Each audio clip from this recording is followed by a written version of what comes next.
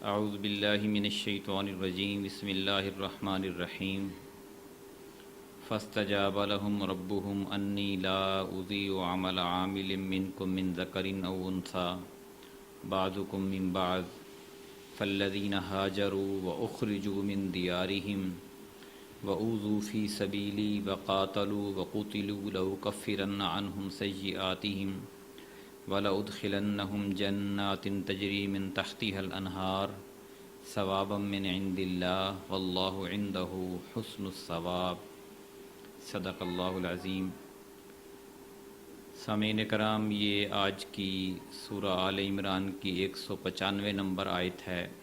اور پچھلی جو ہم نے پچھلے پروگرام میں جو آیات پڑھی تھیں 190 سے 194 تک، ان میں یہ تھا کہ زمین اور آسمانوں کی پیدائش میں، دن اور رات کے ایک دوسرے کے آنے جانے میں عقل مندوں کے لیے نشانیاں ہیں، اور عقل مند لوگ وہ ہیں جو کھڑے بیٹھے لیٹے ہر پہلو میں ہر حال میں اللہ کو یاد کرتے ہیں، جن کا اوڑھنا بچھونا اللہ کی ذات ہوتی ہے، اور اللہ تعالیٰ کی جو یہ چیزیں ہیں آسمان اور زمین، ان کی پیدائش پر غور و فکر کرتے ہیں، اور جب وہ غور و فکر کرتے ہیں اور ان کی غور و فکر اس دائرے کے اندر ہوتی ہے کہ وہ رب کو نہیں بھولتے، تو بے اختیار ان کی زبان سے نکلتا ہے کہ اللہ تو نے یہ باطل پیدا نہیں کیا، اور اس طرح تو نے جو بات کی ہے جہنم کی وہ بھی باطل نہیں ہے، اس لیے ہمیں اس کے عذاب سے بچا۔ اور پھر وہ بھی یہ اظہار کرتا ہے کہ تو نے جس کو جہنم میں ڈالا اس کو تو رسوائی کا بہت بڑا عذاب ملے گا، اور ظالموں کا کوئی مددگار نہیں ہوگا، اور پھر اس بات کا اعادہ بھی کرتا ہے کہ ہم نے ان نشانیوں سے اور تیرے پیغمبر سے ہم نے یہ سنا کہ اللہ کی طرف ایمان لے کے آؤ کامیاب ہو جاؤ گے، اس لیے ہم ایمان لے آئے ہیں، اس لیے ہمیں کامیاب کر اور ہمیں دوزخ کے عذاب سے بچا۔ اللہ تعالیٰ نے اس کے جواب میں آج یہ فرمایا اس آیت میں، جس کا ترجمہ یہ ہے، سو ان کے رب نے ان کی دعا قبول کر لی، کیونکہ میں کسی عمل کرنے والے کے عمل کو ضائع نہیں کرتا، خواہ وہ مرد ہو یا عورت، تم میں سے بعض سے ہیں،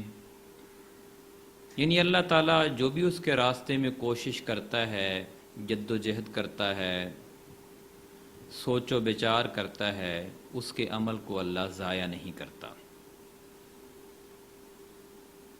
اس لیے آگے فرمایا کہ لیکن یہ بات یہاں تک پوری نہیں ہوتی کہ آپ نے سوچ و بچار کر لی، آپ نے جد و جہد کر لی، اور آپ نے پھر دعا مانگ لی کہ اللہ ہمیں بچا لے۔ اللہ بچائے گا انہی لوگوں کو جو ایمان لانے کے بعد یہ کام کریں گے، اور وہ کام کیا ہیں؟ فرمایا فَالَّذِينَ هَاجَرُوا، سو جن لوگوں نے ہجرت کی،